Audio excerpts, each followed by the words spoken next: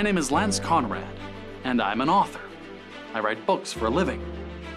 I went from crawling to sprinting. Now I could run through not just one world, but many.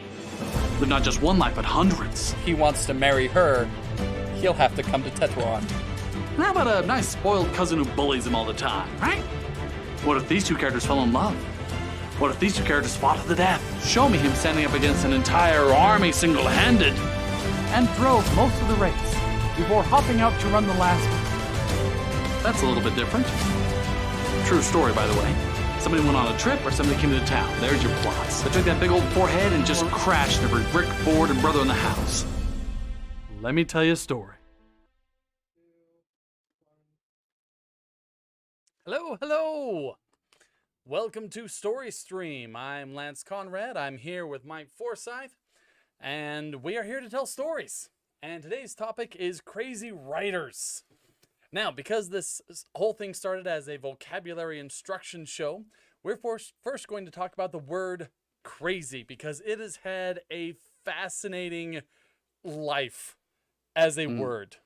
It started out, actually, as it's an English root, meaning cracked, essentially. Okay. Something that was crazy was full of cracks. And so this started, I believe, I need to do some more research on this, but I believe this actually came from actual head wounds, like a cracked head, right? Makes sense. And so you had people with brain trauma acting very strangely, and so they were acting cracked or crazy, right? Right. And since then, crazy has had a bizarre life, because it has meant, actually crazy. Mm-hmm. It has gone through a phase where it just meant really enthusiastic about something. I don't even know where that came in, right? Like, I'm crazy about these tortillas or whatever. Like just, it just meant really enthusiastic. And then it had a dark ages where it was largely a derogatory term for people with mental illnesses. And now it's come full circle, and it means almost whatever you want it to mean. It just kind of means something that's different, right? Like, hey, I found $50 on the sidewalk. Dude, that's crazy. You can even use it as an adverb. So I am crazy excited to talk about authors today. Right? That has become a legitimate use. Yes. So when we talk about crazy writers, you could ask, are we talking about actual insanity, writers with mental health issues, or just quirky or enthusiastic? And the answer is yes. We use the word crazy because we're definitely going to be covering all of these. And I myself, I aspire to be one of these crazy writers. There's a question in the chat, like crackpot. Exactly so. Pot actually sometimes even referred to pate, right? Like the head, right? You got a cracked head, got a cracked pot, right? And so, yeah, all these things come together. That is crazy.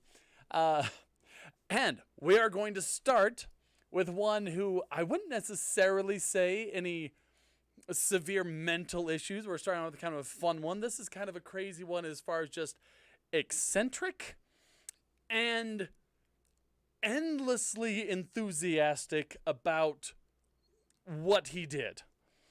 And this was the author known as Josh. Just Josh. No other names. No last name. Though, he did have some pseudonyms. Okay? Okay. So, tell me when you recognize one. Ready? So, we had Josh. We had Rambler. Grumbler. John Snooks. Are these pseudonyms or are these nicknames for train engines? These are all pseudonyms. Peter Pencil Case's son. Oh, wow. Sergeant Fathom. And here come my favorites. W. Epaminondas Adrastus Blab. And W. Epaminondas Adrastus Perkins, for variety, Thomas Jefferson Snodgrass, and the one he finally settled on, Mark Twain. Oh my goodness gracious! I should have guessed it. Heck yeah! Okay, We are talking about Samuel Clemens, ladies and gentlemen. Okay, I was going to ask. You had mentioned that we would, I mean, if you saw like our Facebook event or the YouTube reminder, there was a picture of Mark Twain on there. And so I figured he would probably come up. And the question in my mind was, how did he come up with Mark Twain? Because his real name, as you mentioned, was Samuel Clemens. A very normal sounding Yes. name. Few things here.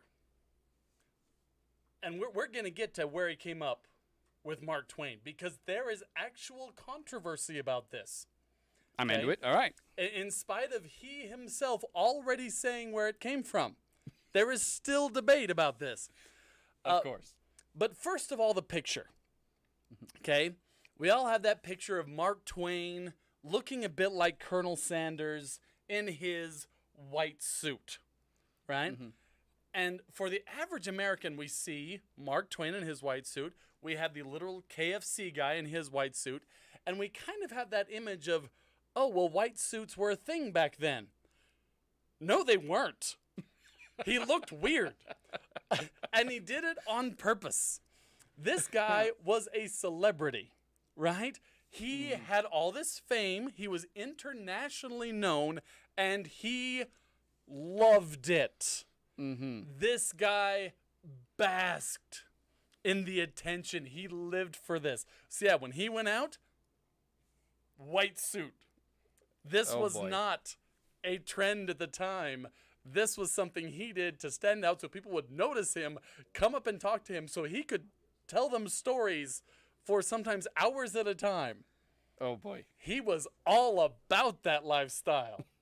Okay, this would have in modern days, this would have been someone who dressed like all in gold chains and big hats, and he would hunt the paparazzi down, right? He was aggressively famous. So the OG influencer, Yes. if you will. Yes, he's been called America's first celebrity. He was famous because he was famous and loved being famous. Right. He was all into it. Let's have you guys hold for about 10 seconds. Just making one. From the beginning? Nope, just from where you are. Oh, okay. Okay, excellent. It's still live. You're still live. Say hello, Cool. everyone. Hi, everybody. We are just making some small audio adjustments. Okay. Is it better now? Yep, go ahead and pick up right where you were. All right. Okay. Quick side note. I noticed that one of his pseudonyms was Thomas Jefferson Snodgrass. Is that right? Yes. Yes. That's funny to me because Thomas Jefferson was also known for dressing very extravagantly and being a bit of a attention hog. Yeah. And Mark Twain was, In his own special way. He didn't like All of public that. speaking or anything, but yeah. oh, Mark Twain loved it. I said all the attention he could get. And his brand was eternal snark. Okay. This guy was a smart aleck. He was a prankster. I am nearly convinced after reading some of these stories that he was incapable of turning it off. This guy could not stop No off pranking switch. people. No off switch. Okay. But let's deal with the name first. Okay. Right? So he was Samuel Clemens. He was first a Confederate soldier. Okay, actually joined the Confederacy. Okay. Quit at the first sign of danger. Okay. Good. Okay, so ended it there. Didn't want to actually be around any guns. In fact, his militia were mostly known for just hanging out, drinking, swimming in rivers. They had a lovely war until the Union got close, in which case they all just deserted and left. I would call that the best possible behavior for Confederate soldiers. Anyways, but he was still technically a deserter, and so there weren't a lot of job options for him, Okay. right? And so he goes... Now, a deserter from the Confederacy. Yes. What? That seems like a complicated It place was. to be when the Confederacy then loses the war. Are you a good guy because you left the Confederacy? Are you a bad guy because you didn't play by the rules before the surrender? Right. So, it is complicated, right? Mm-hmm.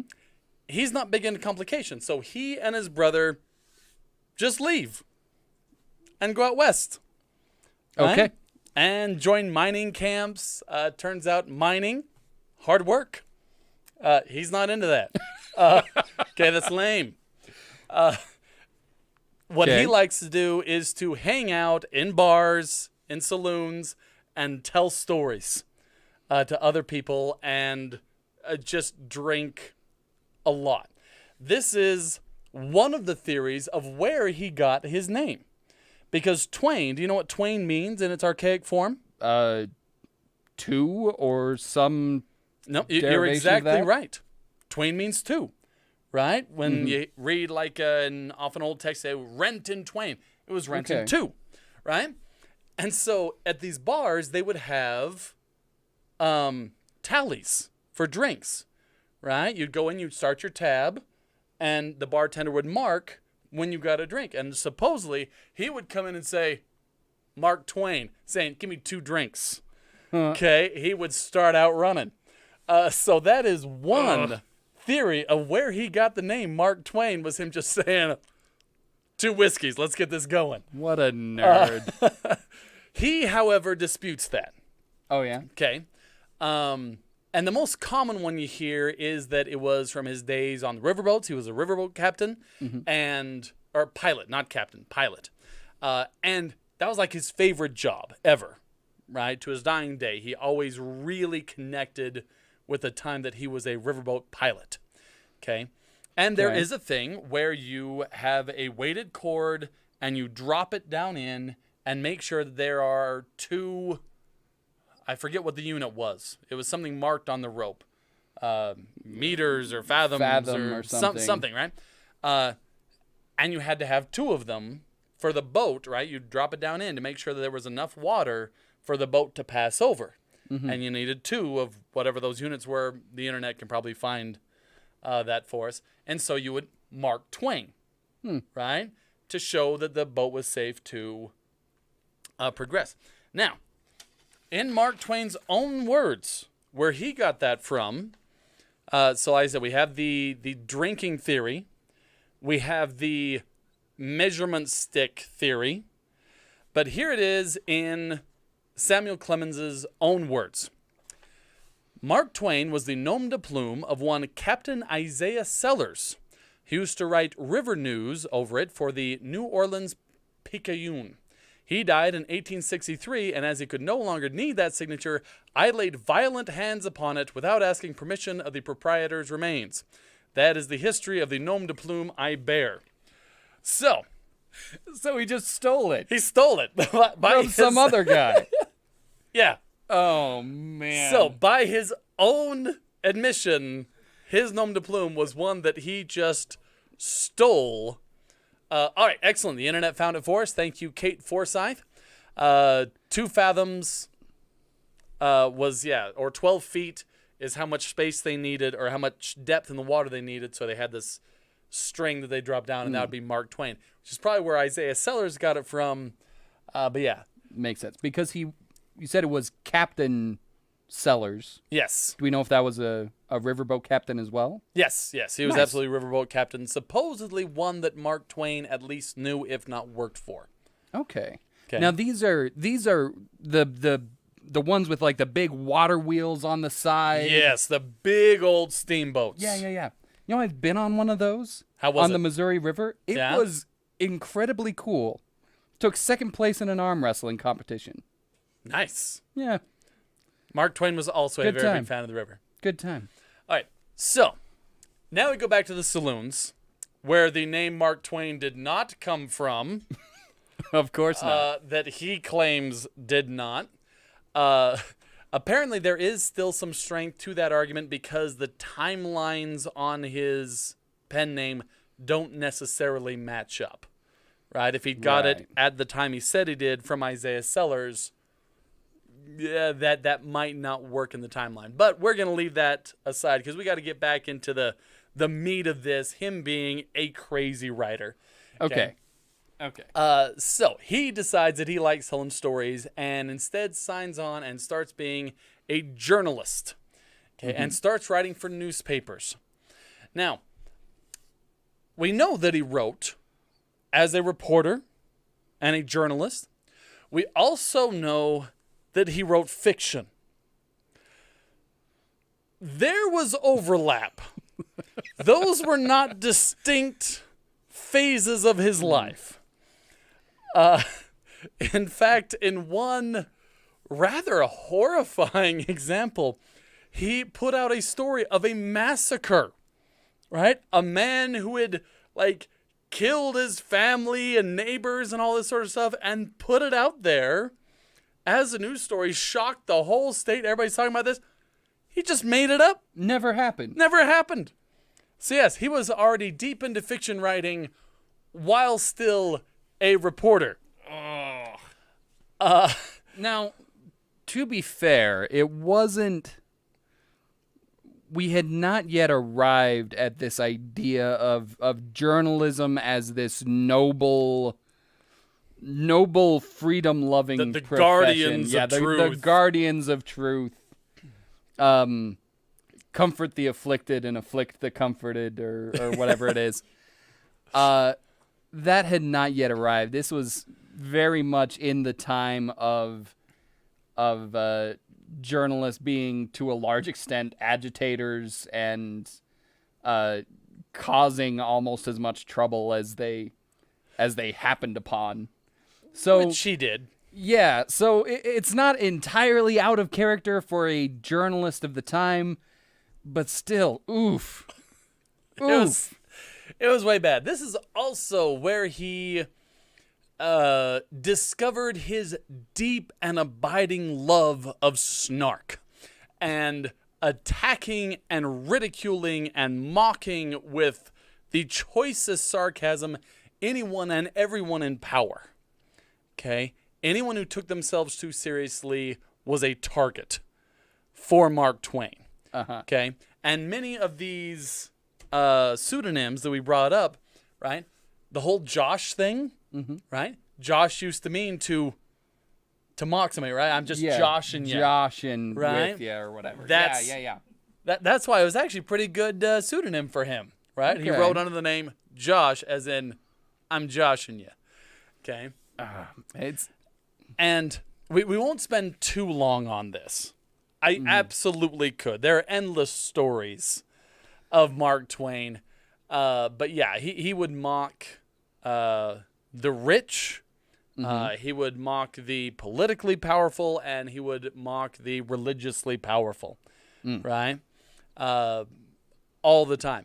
Now, that being said, he mocked the rich for the lifestyle they led.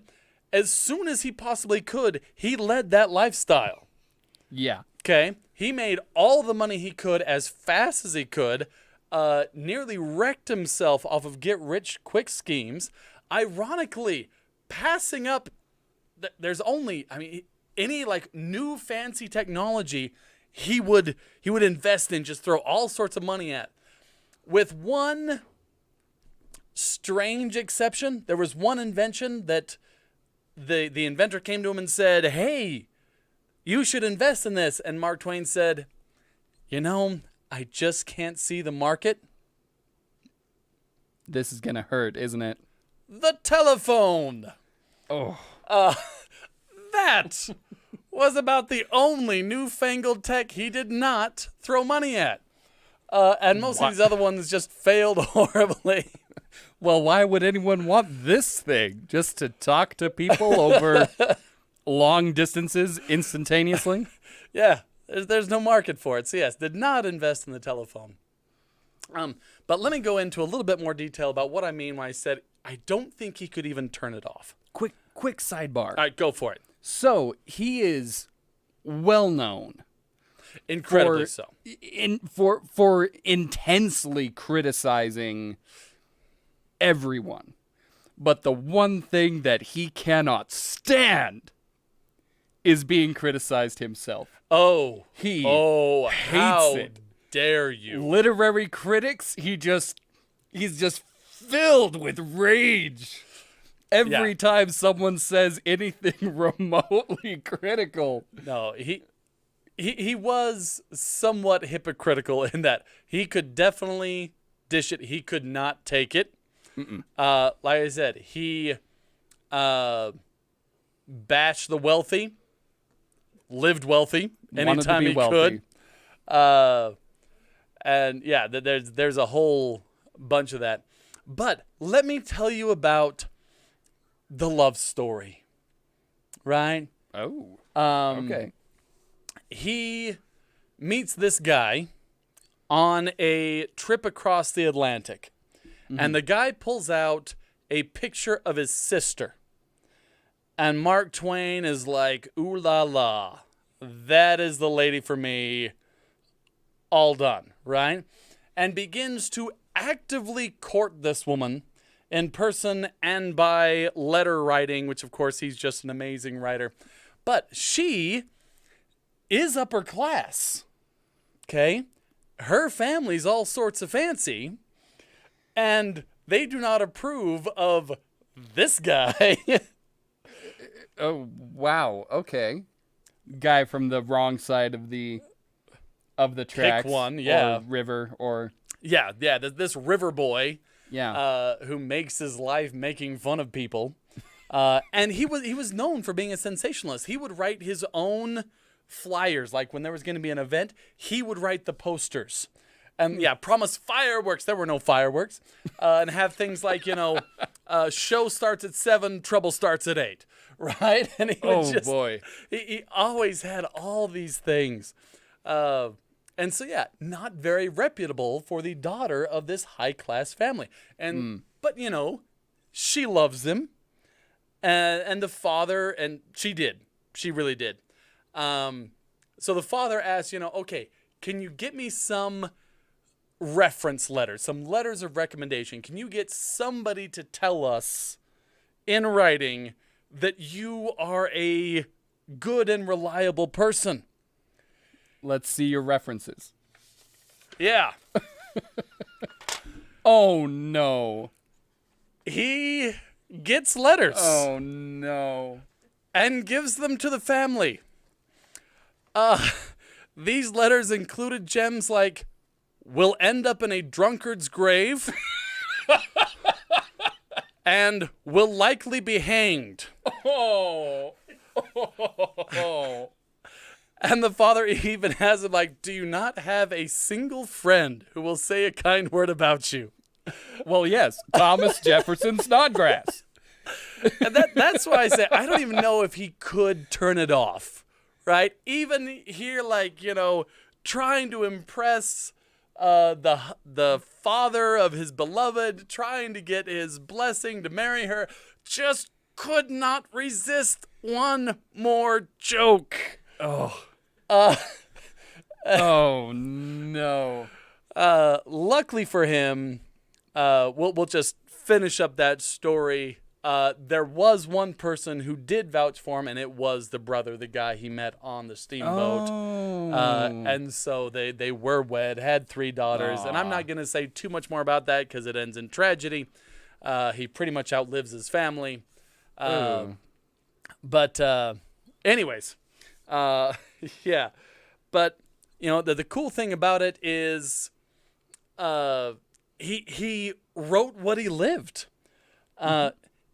He made up a lot, but he did actually tour Europe and went to Hawaii and lived in these mining camps. He met King Kamehameha, like Yeah. the King Kamehameha. I could do a story stream on him alone. Okay, fascinating person. Yeah, Mark Twain was right in there. He met Tesla, right? So he was in there for all of this. I don't think he ever met him, but he was there at the same time as Father Damien, Oh, really? who we were going to talk about during our Saints thing and ran out of time. We have done a word. We've done a word. A of the day script on Father Damien. That was Stigma. Stigma. So yeah, if you want to see the story on Father Damien, who was there concurrently with Mark Twain, but yeah, I don't think Mark Twain was touring the leper colony. No, but he was he Father Damien became this big celebrity, and so Mark Twain had to get in on that spotlight, Oh man, being being who he was. But in a positive way overall. Excellent. Last thing on Mark Twain, and then we'll move on. I feel like I've taken all the time I should have on Mark Twain. I bet you don't see this coming, though he might have. Mark Twain was possibly psychic. No. Oh boy. He predicted with great detail 2 deaths. The first one was the death of his brother. He'd actually got him a job on a riverboat. His younger brother, not his older brother, they went out west with. And during this one voyage, the guy left, and then that night, Mark Twain had a dream about seeing his brother in a metal box wearing his older brother's suit with a bouquet of white roses with one red rose in the center. There was an accident. The brother died. Mark Twain showed up at the funeral. He's there in the coffin in his brother's clothes. And while Mark Twain is there watching, an old woman comes up and lays a bouquet of white roses with one red rose in the center on his chest. The second death that he predicted was his own. He was born at the coming of Halley's Comet. Okay. Later, Halley's Comet was coming again, and he said, I was born with Halley's Comet, I'll die with Halley's Comet. Halley's Comet showed up, he died. Stepped in front of a bus or something? Um, Because that's less impressive. No, I don't think he put his thumb on the scale on this one, though. I would not put it past him to make that one last joke. But nope, I'm just going to leave that hanging. But yeah, there are at least 2 deaths that he had premonitions of that happened exactly the way he said they would. That is very spooky and very cool. From the chat, from Kat Harker, I was going to say, did he arrange these deaths? We hope not, but man, he was crazy in the almost obsessively enthusiastic way. Anyways, we're going to leave Mark Twain, at least for a minute. We may circle back just because there are so many stories about Mark Twain. I know I've done a couple Word of the Day scripts, idiosyncrasies,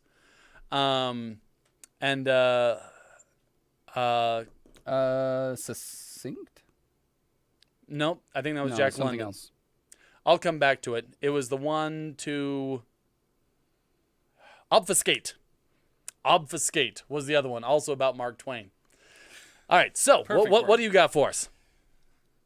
So, we're taking the word crazy in a very different direction. Okay, so I went crazy, kind of fun, eccentric, enthusiastic. Yes. Where are you taking us? This next writer was a king. He was an architect, Okay, engineer, of course. botanist, If you got the time, general, I got nothing. but most importantly, he was a poet who was so intensely beloved by his people.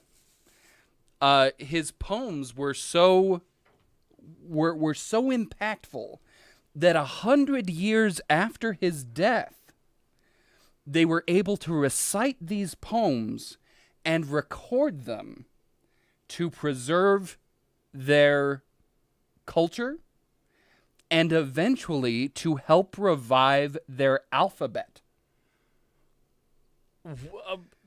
You tell me. So, why do I say he was crazy? Yeah, this guy sounds amazing. Because he almost undoubtedly ripped out a human heart at some point in his life, likely many human hearts. Now, when you say many, can you put a number on the human hearts that he may or may not have ripped out? Are we talking like 2-digit, 3-digit number? Where he was a general and a very successful general, I would put it in the thousands. Oh my. But it's hard to say. He was kind of controversial at the time because Rip out a few hearts and people start talking. Because he worshipped one of the only gods of his civilization that did not require human sacrifice. We are talking about Nezahualcóyotl, the king of Texcoco of the Aztec Empire. I wondered when you were talking about the heart ripping if we were heading Aztec. Yes, we are. Okay, now I am not familiar with this person whose name I cannot yet pronounce. I'll learn it. Are you familiar with the Aztecs? Oh, absolutely. All right. Do you want to give just a brief primer on the Aztec Empire? Civilization based in Mexico. They actually supposedly founded their main city, Tenochtitlan, in the middle of a lake because they were told to find an eagle grasping a serpent. Was it on a tree? Sitting on a cactus that was sprouting from a rock. Yes, and they saw this in the center of a lake, and rather than say, this is close enough, they went out to the middle of the lake and actually built a city and created more land within the lake. I believe it was almost 5 square miles at its peak. Okay, Mexico City is largely built on the ruins of that. They drained the lake. There's also the whole thing of it being a warrior death cult. Many of their religious practices were incredibly bloody and possibly cannibalistic. There are things that we don't know about this, largely because the Spanish were so incredibly thorough at destroying their culture and their writings. But we still know some, and much of it is pretty dark. Yeah, lots of human sacrifice. Anyways, was that good enough? That was great. Thank you. Actually. So the Aztec Empire, the Aztecs first came from somewhere else, and we don't actually know where. There's a lot of controversy about where exactly they came from. But they just kind of came in as these like barbarians from the north and built a new city, actually on the ruins of a much older city. At Tenochtitlan. But they really came into power when they formed the Triple Alliance, right? Which was these 3 cities, Tenochtitlan, Texcoco, and Tlacopan. Okay. Right? These 3 city-states that kind of band together and subjugate the entire surrounding area. Yes. And yeah, because they were this warrior cult, essentially. Now, the person behind that alliance is Nezahualcóyotl. Oh, he was that guy. He was that guy. Oh, dang. He is born as the Prince of Texcoco. Okay. The Forgive our pronunciation. Yeah. We pull from a lot of cultures. We do our best, I promise. Neither of us actually speaks Nahuatl. So our pronunciation is going to be a little bit off. But Nezahualcóyotl is actually born Acolmitzli, which means strong puma. Solid or name. mountain lion. But when he is 13 to 15 years old, this neighboring city-state attacks, drives out him and his father, and eventually his father is hunted down and killed. But before the enemy forces essentially close in around them, he sends Acolmitzli off on his own to just evade and survive. And he does. He manages to escape and live on his own as a fugitive for years, until finally his relations that are still alive are able to beg and barter to get him a pardon. But he's still left without really anything. He's essentially a refugee. He goes, I believe it was to Tenochtitlan, and gets a bit of an education and starts to make friends and gain influence. And eventually, as he grows up, he now takes the name Nezahualcóyotl, which means fasting coyote. Fasting is in not eating? Fasting is in not eating. It actually means coyote with a fasting collar on, which when someone was fasting for religious purposes, they would wear this special necklace with like twists of paper on it to indicate that you shouldn't offer them food or shouldn't like eat around them because it will make their fasting harder. So his name means a coyote or a coyote, depending on where you're from. I like wearing coyote. this fasting And collar. he gave himself this name. He gave himself this name. It's a very specific name. Because he's a poet, Okay. right? He's this solitary wanderer like a coyote.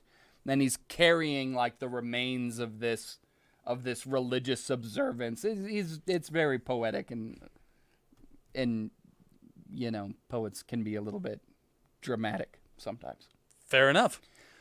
So he goes out and eventually is able to build up enough support in the cities of Tenochtitlan and Tlacopan to gather an army and invade and retake his city of Texcoco.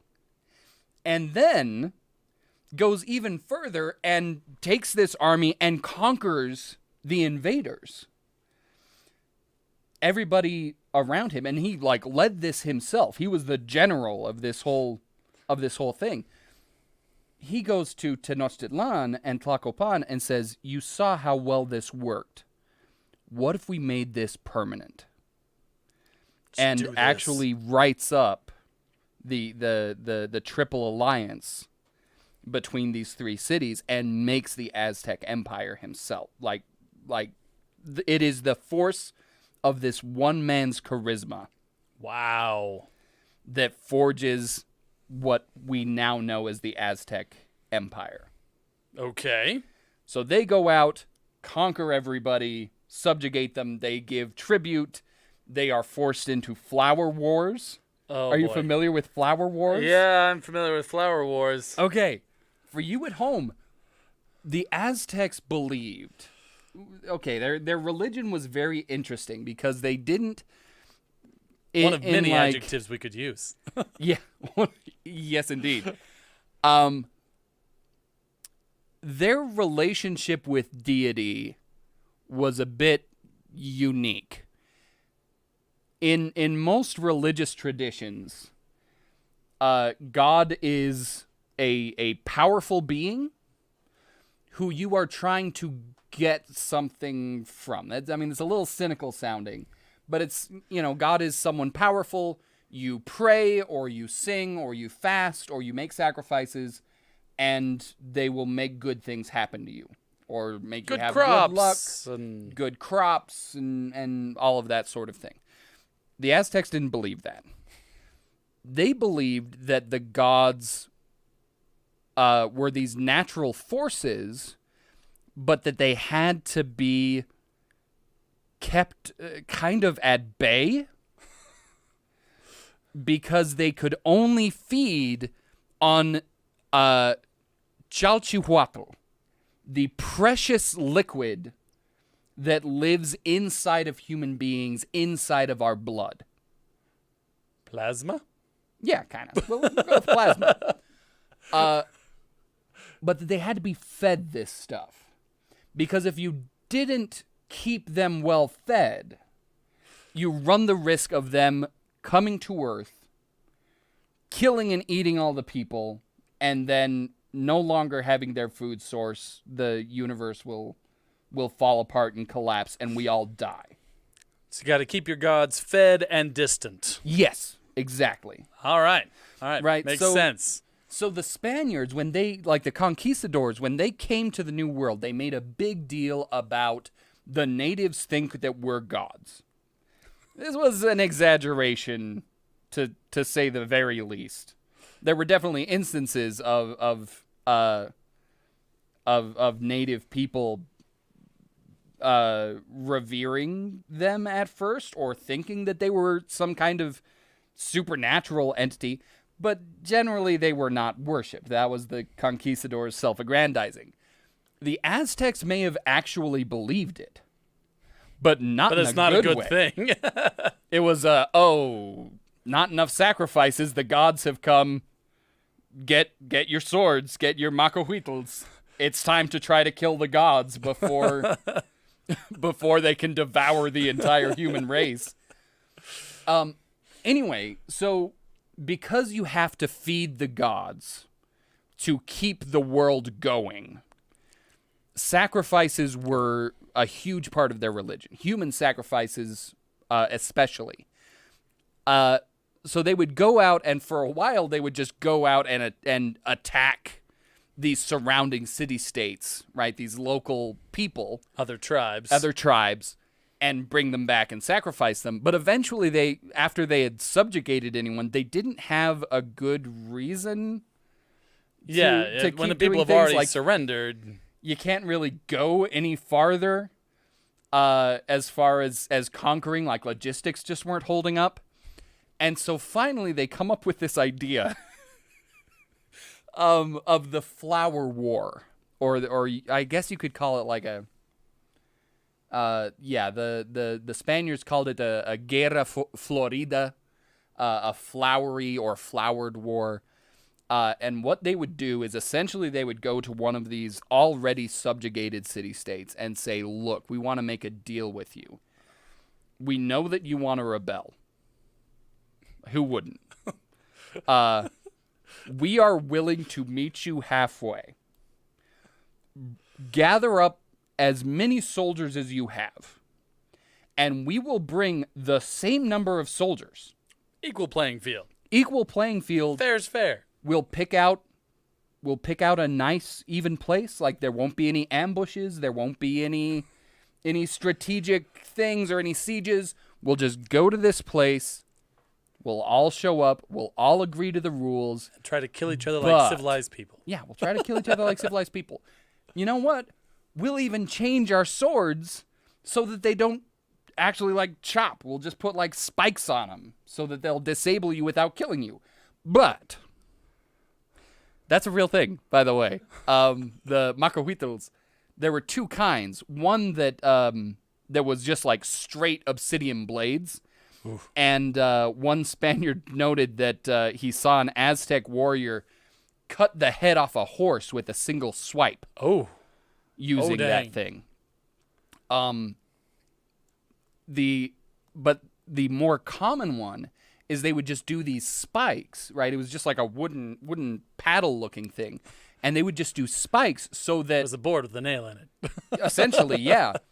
And it was designed so that if you hit someone with it, right, a normal, like, sword, hi-ya thing with it, that the blades could only penetrate so deep so that it would leave non-lethal but debilitating wounds. Oh, boy. So they would gather up all of these. So that was the other part of the Flower War was, we'll play fair, we won't attack your city, we won't burn your fields, we'll all meet up at this spot on the day that you want. We won't even, we won't do it during harvest time. We won't do it, just every possible accommodation. We don't want to inconvenience you with this thing. We don't want to inconvenience anyone. We don't want there to be hard feelings. But anybody that we take gets sacrificed. Though that, I don't know how we could be more accommodating. Really. And if we don't do this, the world ends. So Our hands are tied, really. this is for the best of everyone. This is in everyone's best interests. Oh, man. Anyway, so this is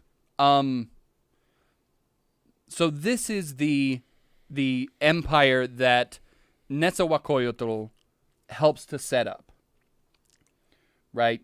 Protecting the world from angry gods by feeding them the blood of the native people. And building what was called the Athens of the New World. Okay. Tenochtitlan got all of the attention because it was a military power and it grew an incredible amount of food, Yeah. right? With all of the crazy stuff that they were doing there.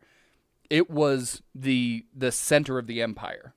But Texcoco is where all of the art and engineering and architecture happened. It was Nice. the Athens of our little the city Triple states Alliance. thing. Yeah. And a lot of that, well, all of that really was Netzahualcoyotl.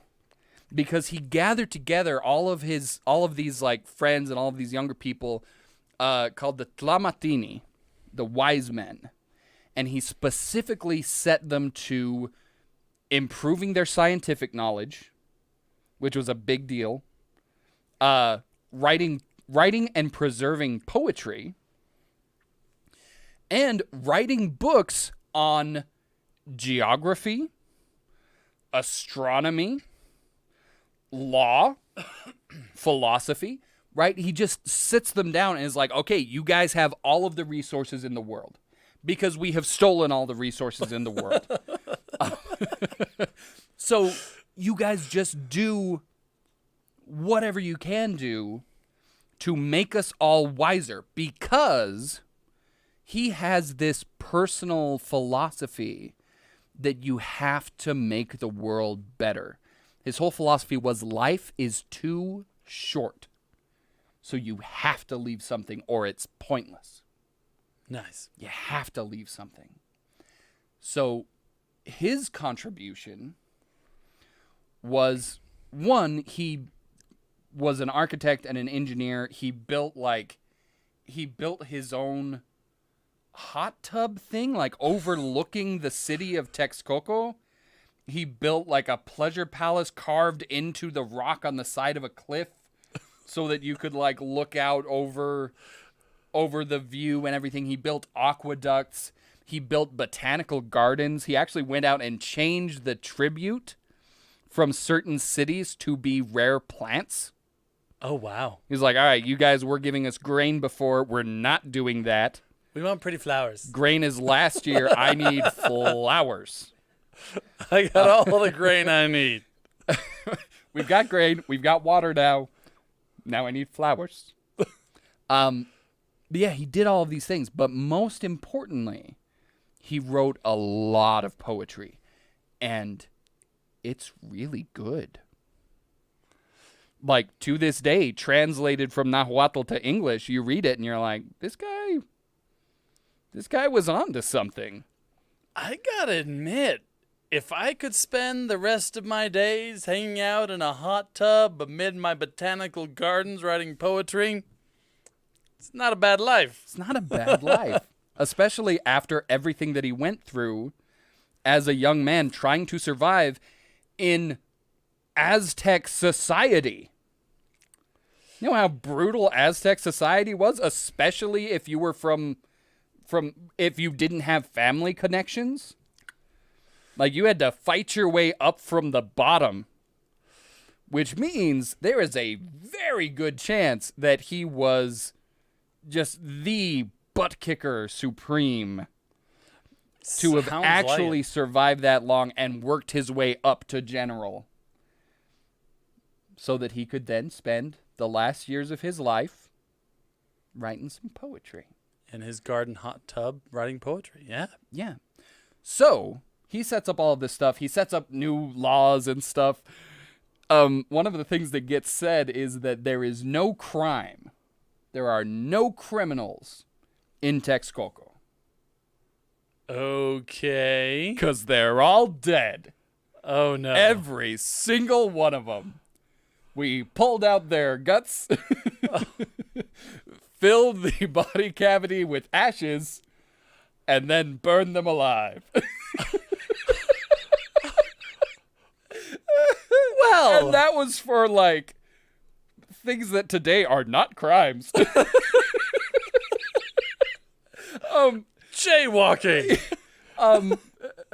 Yeah, there were, Eviscerated, ashes, burned. yeah, I mean, or like Library being books. being suffocated under a heap of ash Oh. was one of the really common Oh. ones.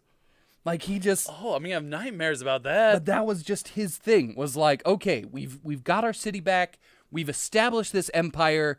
Now we need some law and order.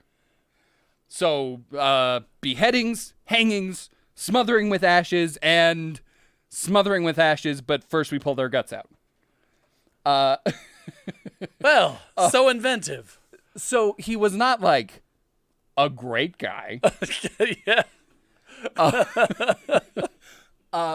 but after he dies, his son takes over. And his son is still emperor when the Spanish or is not emperor, sorry. Emperor is different. His son is still king of Texcoco when the Spanish invade. Oh, really? Yeah, that's I how thought there was more space there. the golden age of the Aztec Empire, like the Triple Alliance, only lasted like 92, 93 years. And mostly during this guy's reign, yeah? Mostly during this guy's reign. Wow. Yeah. So yeah, it was not. I mean, the Aztecs came down and were around for a couple hundred years, but the Triple Alliance only lasted for a very short time. So much so that the locals, the native people around there, still considered them barbarian invaders. So when the Spanish showed up and were like, "We're here to kill them and steal their stuff," the locals were like, "Oh, thank goodness! Woo! Good. Thank Finally, goodness. About time finally, somebody showed up. someone has come to get rid of the death cult." All right. Well, Okay, so he wrote that poetry. he's a poet. He wrote a lot of poetry. Yeah. Killed a lot of people, wrote a lot of poetry. Killed a lot of people, wrote a lot of poetry. He also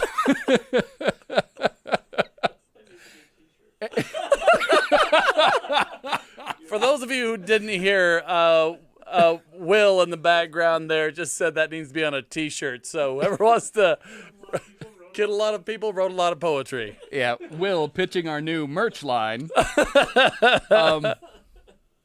So yeah, he was responsible for a lot of poetry. He was also the patron of these massive libraries, which when the Spaniards came, Oh no! they burned all the libraries. And then when the conquistadors had passed, the Catholic priests came in and burned all of the like individual books.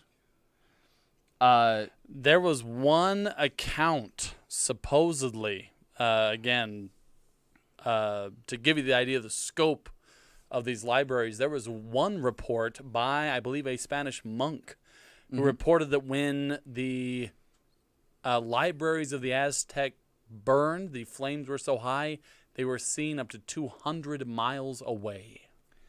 And that would have been Texcoco. That was Nezahualcóyotl's city. Now, the destruction was so absolute that for almost 400 years, it was believed by the world at large that the Aztecs did not have a written language. Because the Spanish said so. Because the Spanish said so. They said, no, they don't have a Savages, written they language. don't have a written language. The world at large did not know and did not believe that the Aztecs had a written language at all. That's how absolute the destruction was. But a few things did survive. A few books did survive. And you had these priests that came in who tried to record as much as they could of Aztec culture so that it wouldn't be lost completely. And one of the things that they were able to get very accurately and confirm from multiple sources was the poetry of Nezahualcóyotl. Because everybody knew it. Everybody knew it by heart. Nice. So they were able to quite a take his legacy. poems, write them all down. Then, in the 1880s, when they started trying to reconstruct the Aztec alphabet, that was one of their primary sources, was we know this much about the Nahuatl language from the poems recorded at that time, and were able to then start piecing together how the alphabet worked based on the surviving books, the poems, and pieces of writing that had been overlooked because they looked like decoration. Wow. Now, we're heading towards the end of time. We've only done one writer each. I still have at least one more. Yeah. Crazy writers. 2. But do you have an example of the poetry? Tell me you came Yes, prepared. I came All prepared. right, give us one, and then I got to hop in on mine. Okay. There were a lot of people that claimed that Nezahualcóyotl was clairvoyant, that he could see the future. Why not, with all this other stuff? And this poem would tend to indicate that that might be true. All right. He says, my flowers will not come to an end. My songs will not come to an end. I, the singer, raise them up. They are scattered, they are bestowed. Even though flowers on earth may wither and yellow, they will be carried there to the interior of the house of the bird with the golden feathers. Ooh. Huh? That is kind of fun. So, All right. I'll have to look up more of that poetry. It's incredibly good. Even, there's a translation barrier there, obviously, but it's actually really good stuff. Very Okay. touching. Killed a lot of people, wrote a lot of poetry. Killed a lot of people, wrote a lot of poetry. All right. You could almost say it's got a lot of heart in it. I would like to apologize to everyone watching the stream tonight for what we just heard. But I got one more, okay? And I'll do it quick. I'll do it lightning round style. Okay. Because there is another version of crazy, right? Which is actual mental health issues, right? These are a little bit more serious. And, sorry, someone in the chat just said, unfriend me. And by the That's way, my Mike, wife. it's your wife. You will not be forgiven for that joke. Okay. And certainly, there have been a lot of writers who actually struggle with some very deep mental issues, such as anxiety and depression, and some of these things that creative people often seem to feel a little bit more deeply. And there was one in particular, Ernest Hemingway, Papa Hemingway, who, in the end, actually ended his own life because of his extreme anxiety and paranoia. Right? He spent the last years of his life incredibly paranoid that the federal government was watching him, bugging his car, bugging his phones, reading his mail. He would travel these weird circuitous routes to try to evade the feds that were always watching him. And he actually went to the Mayo Clinic. I think he had 11 electroshock treatments, which did not help his paranoia and anxiety, but did destroy his creative mind. They believe that also led to some of his suicidal tendencies. Is his whole life, his writing ability was what defined him, what gave him worth. And so, yeah, when he went through all that electroshock therapy, he lost that and didn't feel like there was a reason to live, right? And granted, this was a guy who had kind of struggled a little bit with mental health throughout his entire life. When he was born, his mother really wanted twin girls. And so she has a son, and she's like, well, I'm almost halfway there. I'll take Ernestine here and dress him up as a girl and dress him up just like she later had a girl, and so that she would dress them the same to try to play out this fantasy that she had twin girls.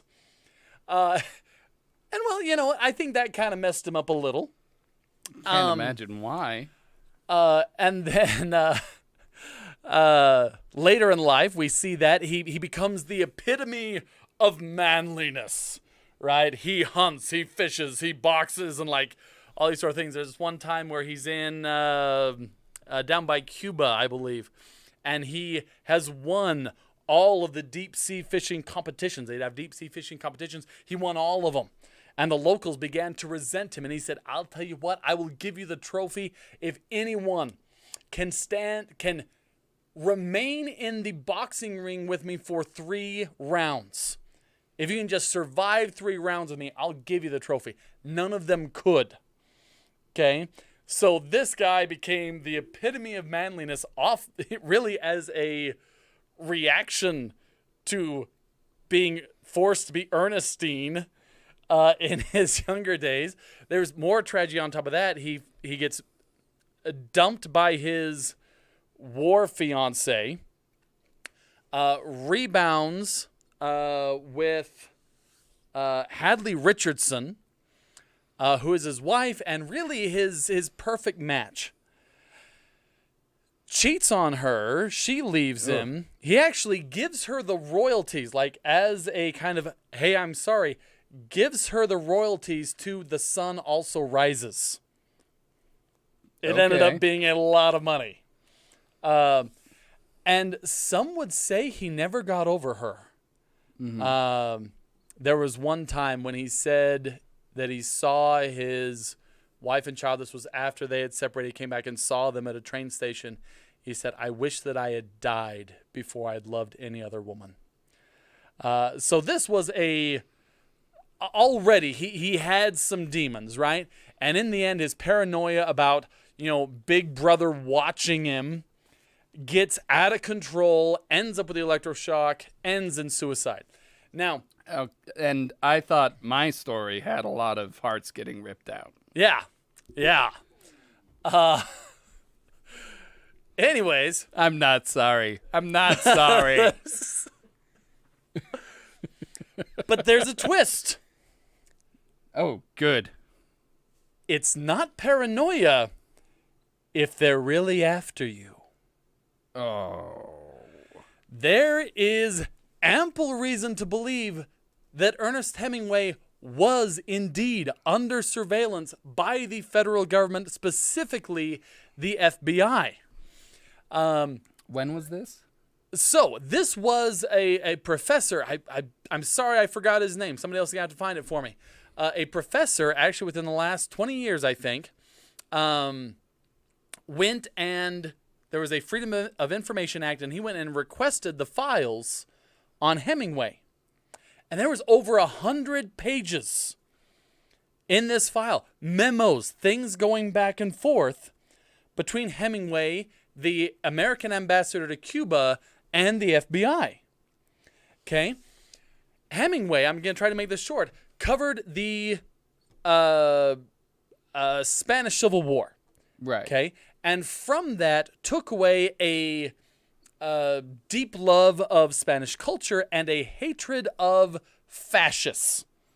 he was like the most hardcore anti-Nazi guy ever, right? So he's hanging out in Cuba and starts to get suspicious of German influences, right? This is around the time of World War II, starting to make a play for Cuba, Okay. right?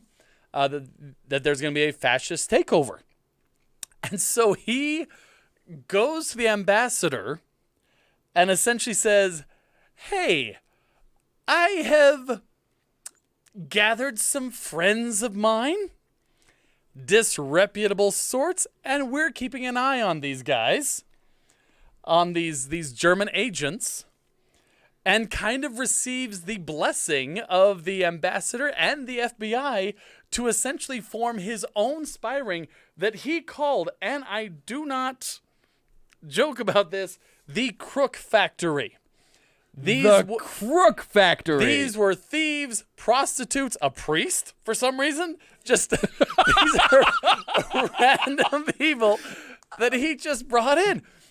And so he's like actively tailing these German agents, largely frustrating their attempts at infiltration because they've always got people looking over their shoulder, right? Wow. Some prostitute has been following me all day and like I just can't get rid of him.